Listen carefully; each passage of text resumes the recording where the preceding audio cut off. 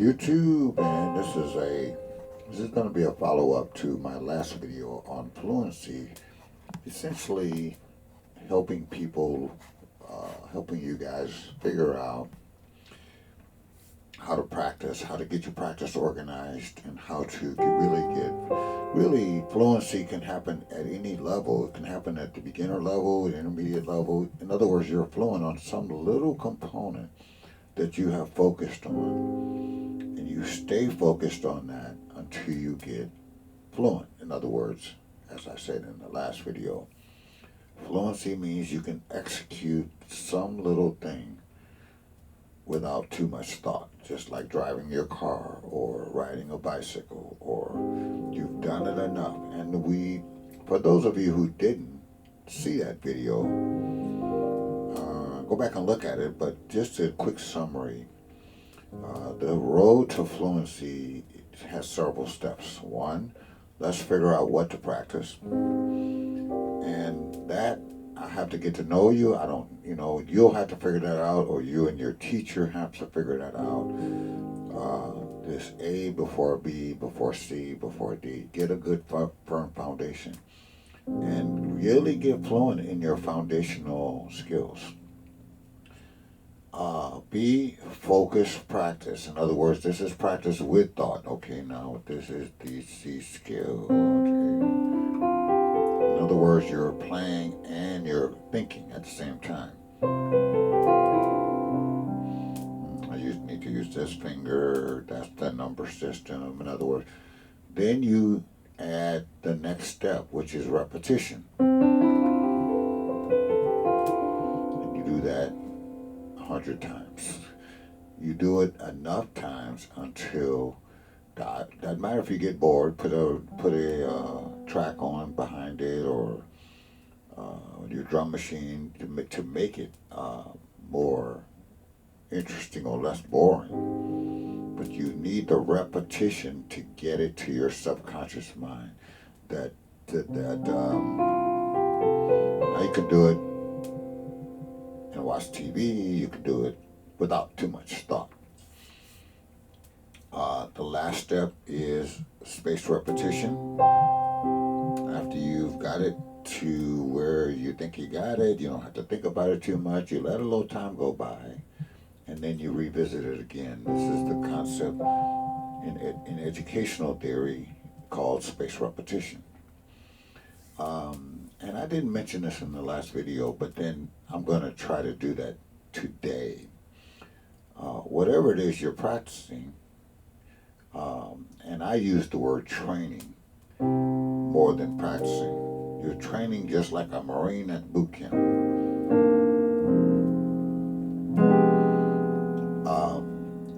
But now we want application because we want it in some musical context or some song or whatever. So let's see what that might look like. And again, this is a video, so it's going to be a bit abbreviated. I'm not going to do things 100 times in this video. It would be too long, but you'll get the point. So the first step is, what am I going to practice? I am not going to just sit down in my practice room and start doodling. I'm not going to do that. Well, sometimes I do, but right now I want to get to fluency. So today I'm going to practice shell voicings with 2-5-1s, major 2-5-1s in all 12 keys. That's what I've decided to do. You might be doing something else.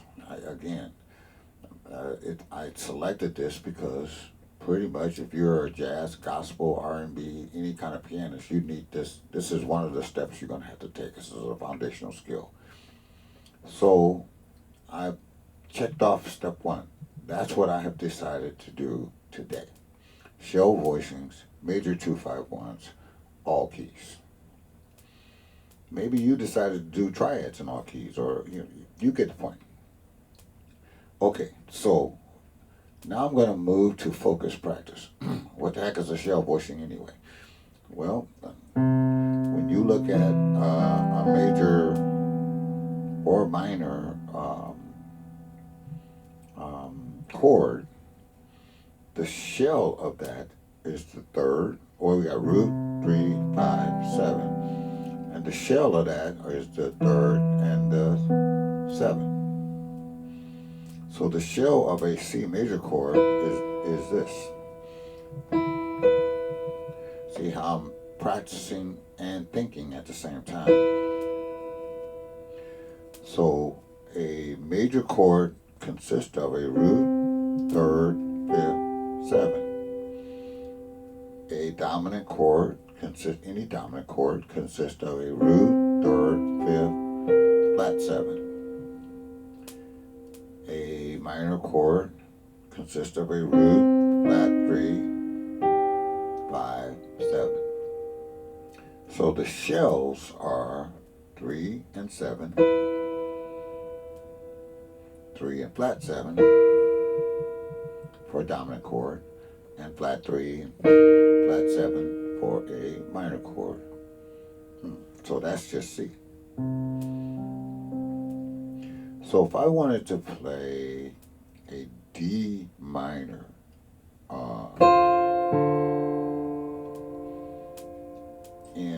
so I'm going to call a third of the chord is on the bottom. Well, first thing I need to know is how do I spell a D minor chord? Here it is. Here's the third. Here's the 7th. Okay, there's the shell. I also am going to do voice leading. So I'm going to go this A, B, A, B.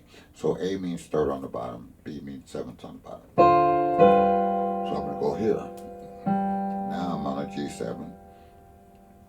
And the 7th is on the bottom. And I'm going to go here. Okay, so I got the first one. 1 key down, 11 to go. Here's a 2, 5, 1. In shell voice. Minor 2. I'm not done thinking about this, by the way. I'm still in focused practice. So on my 2 chord, on a D minor chord, F is the third, and C is the 7th, and these are flats, flat 3, flat 7. Minor chords. I just abbreviate in my mind. I just called it's some kind of 3. But I know in minor chords that's a flat 3, that's a flat 7. Right? I'm noticing that if I'm in this configuration, that is the top voice that's coming down. The bottom voice is staying the same. Now the bottom voices. So it's like a seesaw thing. It's like they're switching.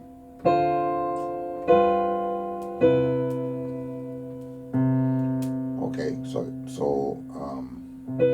I'm still not done thinking about this. So when I'm in this configuration, there's the 2 chord.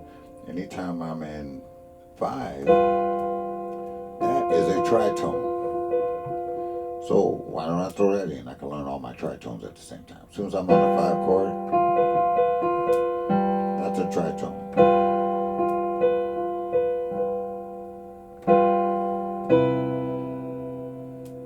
Okay, so now I'm going to, as many method books tell me to do, I'm on the 1 chord. I'm going to take the 1 to minor.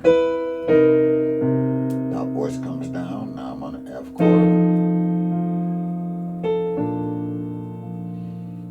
So I'm still in thinking mode. I'm in focus practice. Everything, when I want to change the key, both of these come down a half step. And now I'm on a B flat minor. And if I need to think about that, well, that's the third, that's the flat 7. Top goes down. There's an E flat 7. Now 7's on the bottom, and the third's on the top. Let me back up a second for those of you who don't even know what a 2-5-1 is. What are we even talking about? Take the key of C. Though that's the scale of C. You can see on my little virtual keyboard there, those are the note names. But they also have numbers. 1, 2, 3, 4, 5, 6, 7, 1. So when we say 2-5-1, we're talking about the chord progression. 2, 5, 1, 2, 3, 4, 5.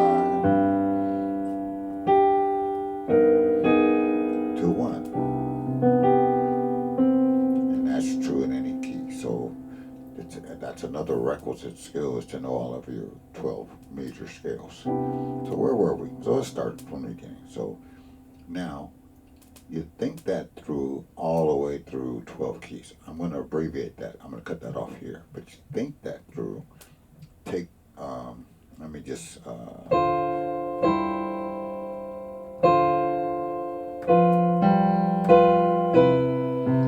I'm in the key of C. As soon as I drop, I'm on a 2 chord of what? I'm 2 of what? I'm on the 2 chord of B flat. Now the key is B flat. I'm going to end up the 5 chord of B flat. It's a good way to learn your number system, is to kind of say and play. Now I'm on the 2 chord of what? Of A flat.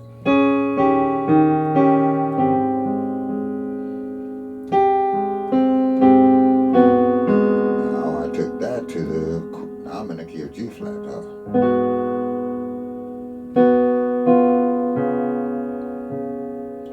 You say, well, wait a minute. I'm on a D flat 7 chord. I've seen that tritone before. I just saw it here. Interesting. Interesting. This is a tritone of G, but it's also a tritone of D flat. And oh, by the way, those two are also tritones. Interesting. We can get into that a little bit later.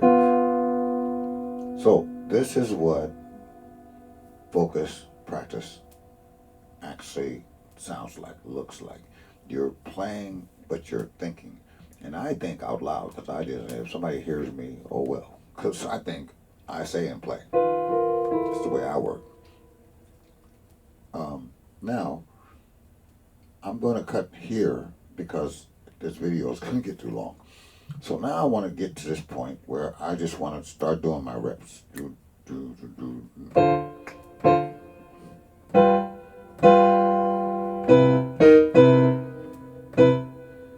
take it down.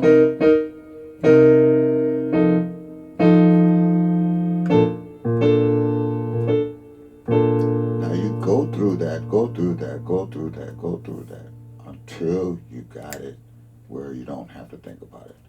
If you can play all 12 keys 10 times in a row with no errors, no thought, and yeah, you know, if you're like me, you're gonna mess up on the 3rd time around. You're gonna get distracted, blah blah blah. This is the part actually most people avoid. That's why they don't get fluent, because they don't do their push-ups, they don't do their reps enough, so that it gets subconscious like that.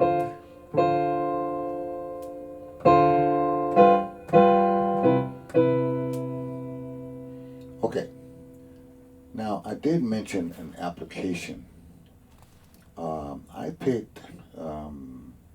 Let's play a little bit of All the Things You Are, and that's in the key of A flat. So the first chord is a F minor. So if you looked at an F minor 7 chord, I played the 5th, and you wanted a shell voicing, you need the 3rd and the 7th, right? So you can put a bass here and you can play this.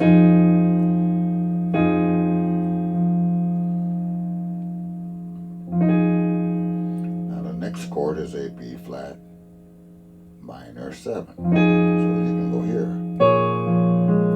Don't worry about the left hand. Just look at these shell voicing. Shell voicing on E flat 7, A flat.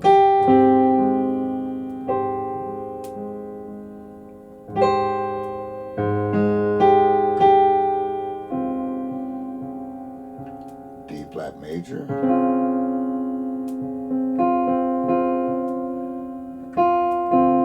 D flat minor. Hey, that shell voicings are the same. D flat major, minor, right hand stayed the same. To a G7.